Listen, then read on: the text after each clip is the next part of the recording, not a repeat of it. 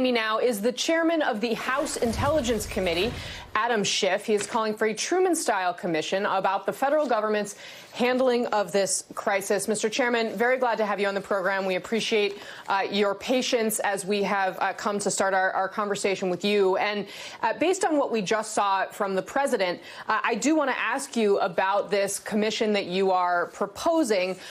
As you listened to him talk about where we are now, talking about, I believe that the quote was something as though who would have expected this pandemic, something like this. I think it's clear that there are experts throughout the government whose essential functions are to prepare for something like this. What do you think went wrong here, and what do we need to do to figure it out? Well, I think there's been a lot that's gone wrong with the president's leadership throughout this crisis. Even before, frankly, the pandemic began, even before this virus emerged, he disbanded the office that his predecessor, Barack Obama, had set up in the White House to monitor for pandemics. And I think it was probably part of the Trump administration philosophy that everything that went on during the Obama administration was inherently bad, and he wanted to dismantle anything that was associated with it. But that was catastrophic, that decision. Then the failure to take this seriously, the failure to listen to the advice of his own experts, the weeks and weeks that went by where he talked this down as an ordinary flu, the failure to order protective equipment and ventilators when we could have filled our stockpiles with them. There are any number of failures. And I think that the importance of a 9/11-like commission here that would begin next year, I don't want it to be involved in terms of the politics or the election, but to begin next year, a very objective, nonpartisan review of what went wrong, what we need to do to better protect the country in the future. And last thing I'll mention, Kasie, is the very last question at this press conference illustrated exactly why there needs to be oversight. That was when the president cut off the Associated Press reporter who was trying to ask a very important and simple question about whether the administration missed an opportunity to get ventilators when it could have, or taken steps earlier. You could see the president wouldn't even allow the question to be asked and then went storming off. This is a president who does not want oversight of his handling of this, doesn't want the inspector generals to do their job, and just fired the intelligence community one on Friday night in a Friday night massacre. It's all the more reason why we need to do oversight.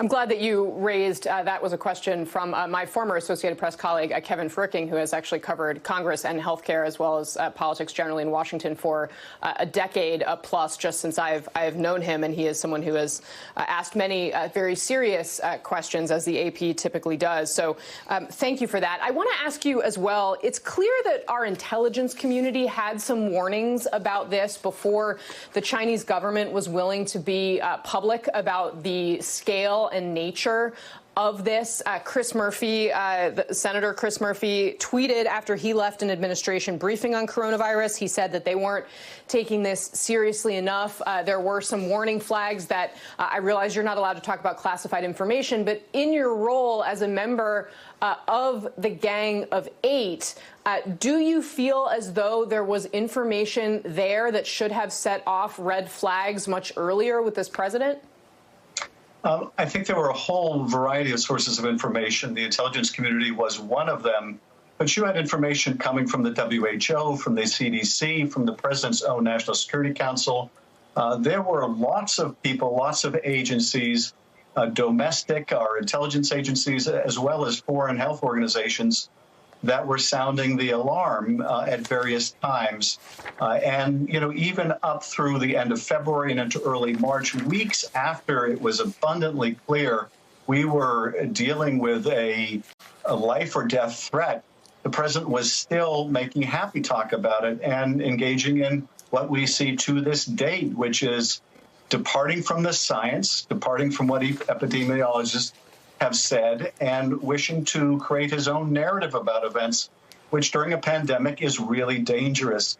The fact that, you know, millions of people that tune into these briefings can't tell unless you fact check him whether what he is saying is true or untrue, whether they can rely on what he says about treatments, or they can't rely on it, whether they can rely on what he says about vaccines or they can't, that is really dangerous for the country. And so, yes, there were warning signs, I think, across the government.